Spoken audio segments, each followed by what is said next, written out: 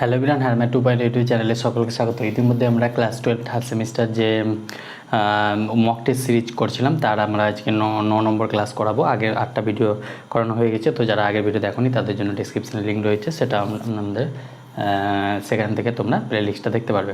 আজকে আমরা ইনভার্স ত্রিকোণমিতি ফাংশানটা পড়াবো। তো আগের আমরা রিলেশন আর ফাংশানটা কমপ্লিট করেছিলাম, ইউনিট 1 আর ইউনিট 2 অ্যালজেব্রা আমাদের কমপ্লিট হয়ে গেছিলো। তো ইনভার্স ত্রিকোণমিতি ফাংশানের ফার্স্ট মানে আজকে প্রথম ক্লাস, মানে এমনি টোটাল 9 নম্বর ক্লাস আর ইনভার্স ত্রিকোণমিতির প্রথম ক্লাস, তাই জন্য 1 নম্বর থেকে এখানে নাম দিয়েছি। তাহলে 1 নম্বর অঙ্কটা কী বলছে, কস ইনভার্স অফ -π/1/2 এর মুখ্য মান। তাহলে মুখ্য মান, সাধারণ মান, এগুলো বের করার জন্য এদের কনসেপ্ট তোমাদের ক্লিয়ার থাকতে হবে। কনসেপ্ট ক্লিয়ার না থাকলে তোমরা এক্ষেত্রে অঙ্ক করতে পারবে না। তাহলে কসের ক্ষেত্রে আমরা কি জানি, কস ইনভার্স অফ -θ এটা সমান হয়ে যায় π minus of cos inverse of theta. তাহলে এখান থেকে কস ইনভার্স, এই সূত্র অনুযায়ী কস ইনভার্স অফ -½ এটা কত হবে, pi minus cos inverse of half হয়ে যাবে। তাহলে pi minus cos inverse of half, cos inverse কত ডিগ্রিতে হাফ, sin 30 ডিগ্রি, মানে কস 60 ডিগ্রিতে হাফ, কস 60 ডিগ্রি মানে π/3। তাহলে এখান থেকে এটা 3π মাইনাস পাই, দ্যাট মিনস 2π/3 আসছে আমাদের সঠিক অ্যান্সার। তাহলে 2π/3 কোথায় রয়েছে, অপশান বিতে। তাহলে একের ক্ষেত্রে অপশান বি পেলাম। এবার দুয়েরটা কী বলছে, সাইন ইনভার্স √3/2 এর সাধারণ মান বের করতে হবে।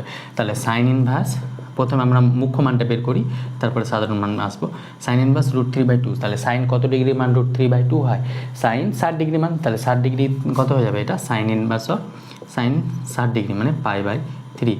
তাহলে এখান থেকে সাইন কাটলে এটা হয়ে যাবে π/3। তাহলে এটা মুখ্য মান হলো। এবার সাধারণ মানের ফর্মুলাটা কি হয়, সাইনের ক্ষেত্রে সাধারণ মান নির্ণয় ফর্মুলাটা কি হয়, সাধারণ মান নির্ণয়ের ফর্মুলাটা হয়ে যাবে n π plus -1/n into alpha.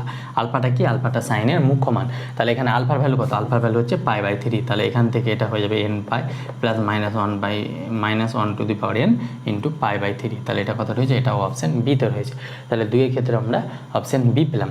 আর কসের ক্ষেত্রে এখানে বলেছে কস ইনভার্স অফ -1 এর সাধারণ মান। তাহলে আমরা প্রথমে কি বের করবো, আমরা প্রথমে মুখ্য মানটা বের করে নিই, মানে আলফার ভ্যালুটা, তারপরে আমরা সাধারণ মানটা আসছি। তাহলে কস ইনভার্স অফ -θ সেম অনুপাতে কস ইনভার্স অফ -1টা কত হয়ে যাবে, pi minus cos inverse of 1। তাহলে কস ইনভার্স কত ডিগ্রিতে 1 হয়, cos 0 তে 1 হয়। তাহলে এটা কত হয়ে যাবে, pi minus cos inverse of cos 0। তাহলে এই কস ইনভার্স কস কাটলে এটা হয়ে যাবে পাই মাইনাস 0, দ্যাট মিনস পাই। তাহলে এটা মুখ্য মান মানে আলফার ভ্যালুটা পেলাম। আর কস ইনভার্স অফ সাধারণ মান, তাহলে এর সাধারণ মান কি হয়ে যাবে, সাধারণ মান হয়ে যাবে 2n π প্লাস মাইনাস আলফা। এটা তোমরা একটা বইয়ে দেখবে ছক আছে, সেখানে লেখা আছে। তাহলে 2n π প্লাস মাইনাস আলফা মানে পাই হয়ে যাবে এখানে। তাহলে 2n π প্লাস মাইনাস পাই কোথায় রয়েছে, আমাদের অপশান সিতে। তাহলে 3-এর ক্ষেত্রে আমরা অপশান সি হয়ে যাবে। এবার পরবর্তীতে আমরা আশা করি এটা বুঝতে পেরেছো। আর এই সাধারণ মান মুখ্য মানের ধারণা তোমাদের থাকতে হবে, নচিত পারবে না। তাহলে আমাদের পরবর্তী অঙ্কটা দেখি চলো। তো এবার 4 নম্বর কি বলছে, 2 tan ইনভার্স x সমান সাইন ইনভার্স কে হয়, তবে কে এর ভ্যালু কত হবে। তাহলে এটা formula direct, 2 tan inverse of x এর ফর্মুলা কি হয়, 2 tan ইনভার্স অফ x, এটা হয়ে যাবে sign inverse of 2x/1 plus x²।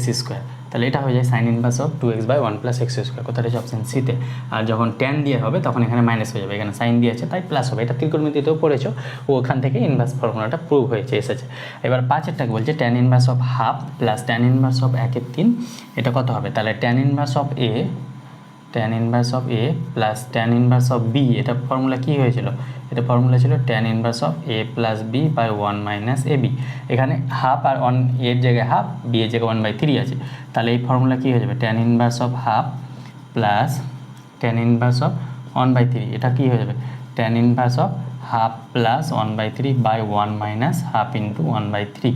তাহলে এখান থেকে এটা কত পাবো, ট্যান ইনভার্স অফ, এটার এলসিএম করলে কত পাবো, লসাগু হচ্ছে 6, এখান থেকে হয়ে যাচ্ছে 3 + 2, আর এটা করলে 1 মাইনাস 1, মানে এটাও লসাগু 6 মাইনাস 1, এটা পাচ্ছি আমরা। তাহলে এখান থেকে আমরা পাবো ট্যান ইনভার্স অফ 5/6, আর এখানেও 5/6 মানে 1।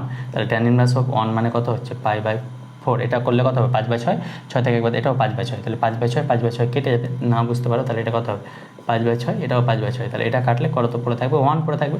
তাহলে ট্যান ইনভার্স অফ 1 মানে কত, π/4 আসছে আমাদের। তাহলে এই ভ্যালুটা কত আসবে, π/4 কত হচ্ছে অপশান ডিতে। এবার আমরা এটা 6 নম্বরটা খুব ভালো অঙ্ক আসার মতো। 6 নম্বরটা কী বলছে, sine inverse x sec inverse of x equal to cosec inverse of Y.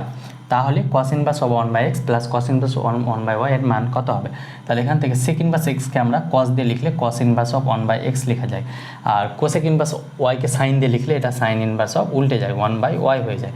এগুলো কেন? এগুলো তোমরা বেসিক ক্লাসে পড়েছো অলরেডি। এবার একটা ফর্মুলা আমরা জানি কি, sign inverse x plus cos inverse x সমান π/2। তাহলে এখান থেকে যদি সাইন ইনভার্স অফ এক্স কত হয়ে যাবে? π/2 minus cos inverse of x. তাহলে এক্সের জায়গায় এখানে আছে 1/y, তাহলে এটা ইউজ করবো আমরা, যেহেতু দুটোই কস দিয়ে আছে তাহলে এই ফর্মুলাটা ইউজ করবো। সাইন ইনভার্স 1/y, এক্সের জায়গায় কত হবে? 1/y, তাহলে এটা কত হয়ে যাবে? π/2 minus cos inverse of 1/y। তাহলে কস ইনভার্স অফ 1/y এই ডান দিকে গেলে বাম দিকে গেলে সেটা কী হয়ে যাবে? কস ইনভার্স এক্স, এটা এদিকে আসলে plus cos inverse of 1/y equal to π/2। তাহলে এর ভ্যালুটা কত আসছে আমাদের? π/2 আসছে। অপশান ডি আমাদের সঠিক অ্যান্সার। এটা খুব ভালো অঙ্ক আসার মতো। তাহলে এবার আমরা নেক্সট 7 থেকে দেখি, চলো। এবার দেখো 7 নম্বর কি বলছে, কস inverse of half plus 2 sign inverse of half এর মান কত? তাহলে আমরা এখানে ডাইরেক্ট বের করে নিতে পারবো। এটা কী হবে? কস ইনভার্স অফ হাফ, হাফ কত ডিগ্রি? কস কত ডিগ্রি মানে হাফ হয়? কস সাইন 30 মানে কস 60, কস 60 মানে π/3 plus 2 into sine inverse of half মানে সাইন 30 ডিগ্রি, তাহলে সাইন π/3 হয়ে যাবে। তাহলে এখান থেকে কস কস মনে মনে কাটলে π/3, কারণ এটা মুখ্য মান পাচ্ছি তাই, প্লাস 2 ইন্টু সাইন সাইন মনে মনে কাটলে π/3, কারণ π/3টা মুখ্য মান পাচ্ছি। মুখ্য মান না হলে কিন্তু সাইন সাইন কাটতে পারবো না, এটা অলরেডি তোমরা পড়েছো বেসিক ক্লাসে। তাহলে এখান থেকে 2 π/3 হবে না, সরি এটা π/6 হবে, মানে 30 ডিগ্রি, 30 ডিগ্রি মানে তো π/6, তাহলে এটা π/6 হবে। তাহলে এটা কাটলে π/3, তাহলে এখান থেকে আমরা পাচ্ছি π/3 প্লাস π/3, তাহলে এটা অ্যাড করলে পাই প্লাস পাই, তাহলে এখান থেকে আমরা পেয়ে যাচ্ছি 2π/3। তাহলে এই ভ্যালুটা কত আছে? 2π/3 কোথায় হচ্ছে? অপশান সিতে আমরা এক্ষেত্রে অপশান সি পাচ্ছি। এবার 8 নম্বরটা খুব ভালো অঙ্ক আসার মতো। এখানে বলছে sine inverse x minus cos inverse x এত হলে এক্সের ভ্যালু কত হবে? তাহলে এক্ষেত্রে দুটো প্রসেস হচ্ছে, একটা হচ্ছে অপশান টেস্ট করে, যেখানে এক্সের ভ্যালু 1 চুজ করে দেখবে π/6 আসছে কিনা, অনুরূপভাবে হাফ চুজ করে দেখবে π/6 আসছে কিনা, অনুরূপভাবে 1/√2 চুজ করে দেখবে π/6 আসছে কিনা, আবার √3/2 চুজ করে দেখবে এক্সের ভ্যালু π/6 আসছে কিনা। এটা একটা মেথড হবে। আর আরেকটা মেথড ইন জেনারেল, সেটা কি, আমরা একটা ফর্মুলা জানি, কি জানি আমরা জানি sign inverse x plus cos inverse x, এটা সমান কত জানি? π/2। তাহলে এটা 1 নম্বর। আর আমাদের কোশ্চেনে কী দেওয়া আছে? কোশ্চেনে দেওয়া আছে sign inverse x minus cos inverse of x, এটা সমান আমাকে দেওয়া হয়েছে π/6।